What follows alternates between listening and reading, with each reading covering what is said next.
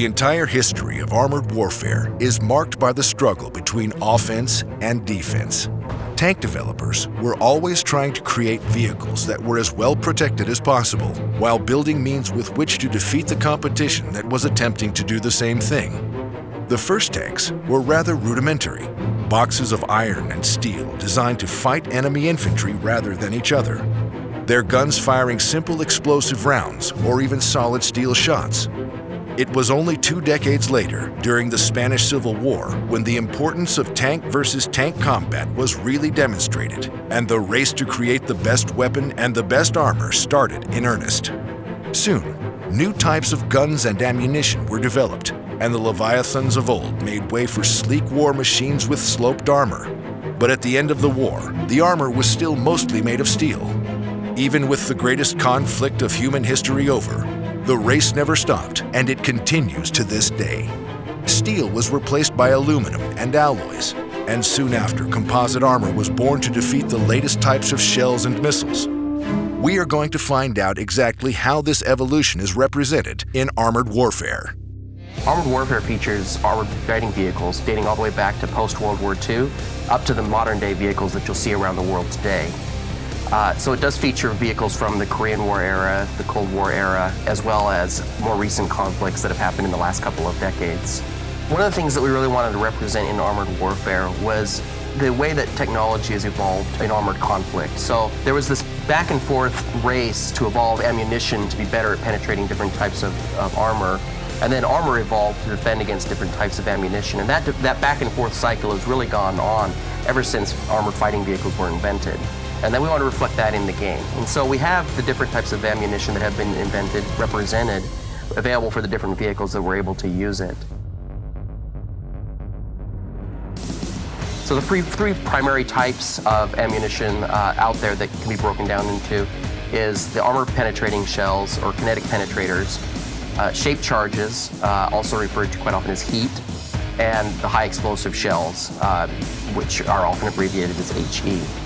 Each one of these different shells has a different strength and weakness, and we wanted to represent that in the game. So each one of these is going to be useful in a particular situation and will be better or worse against different kinds of armor. So what armor or what ammunition a player chooses to use is going to be highly dependent on the situation. Armor penetrating rounds, the kinetic penetrators, these are basically just big metal arrows. And the idea is that these things travel extremely quickly, and all of their penetration potential comes from mass of the projectile and the velocity of the projectile. So for example, the armor-piercing shells have very high precision penetration factor against almost all types of armor, but they're not going to do the highest level of potential damage. Heat shells, on the other hand, have very high penetration against most types of armor, but there's also way more countermeasures available against that type of shell, which we'll talk about further on. Probably a good way to compare some of the broad categories of ammunition is if you think about the high-precision sniper rifle rounds from, say, a Barrett 50 caliber. In that case, your shell is going to have a very high muzzle velocity, and it's going to have very high, precise precision penetration at the point of impact. So that has the advantages of very short travel time, making it easier to hit a moving target, as well as having very little that can defend against it because it's just a straight shot that's going to penetrate. The high explosive shells are really good at splash damage, dealing damage over a radius rather than having to hit their targets directly, but they also suffer the lowest penetration, so very thick armor defends quite well against high explosives. It's the only type of ammunition that can deal an indirect hit to a vehicle, so even if you miss the target, the area of effect may be large enough to deal some damage, and it's also very useful against targets that are very lightly armored. If you can penetrate a target and get your ammunition inside their vehicle, it'll create an explosion inside their vehicle and deal devastating damage to the target. On the other hand, you have probably something closer to, like maybe a grenade launcher would be a little bit closer to a high explosive shell. So you have slower travel time, you're going to lob that shot over a distance, and then it's going to explode at the point of impact. So the disadvantage there is of course, you have the slower shell velocity, so a little bit harder to hit a moving target. But you have the advantage of that splash at the end of the impact, so it can actually hit in a wider radius and hit something that maybe you didn't hit quite directly. Shape charge ammunition is a little bit different from AP.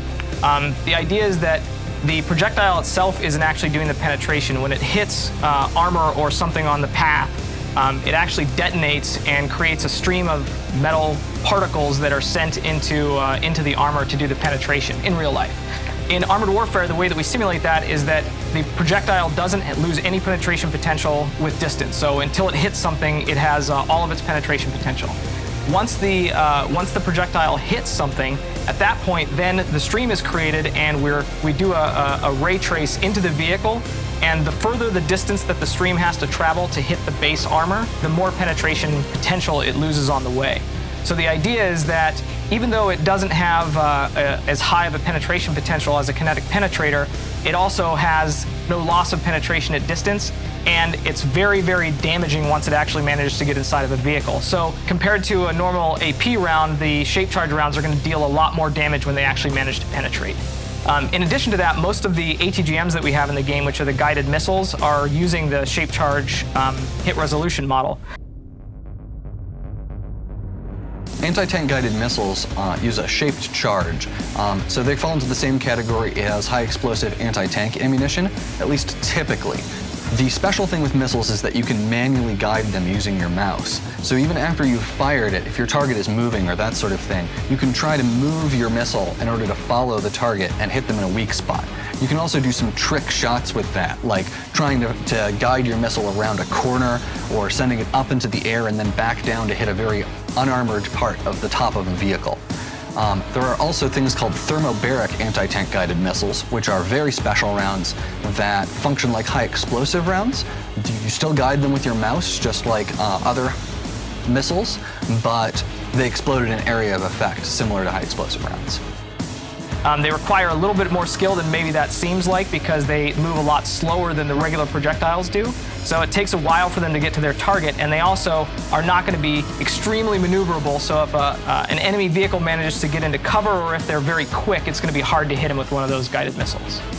That is a major disadvantage of using ATGMs. Even though they are going to be extremely powerful, you're exposed the whole time that thing is in the air. Now, you could try to drive and guide it at the same time, but I think that what most players are going to find is that's almost impossible.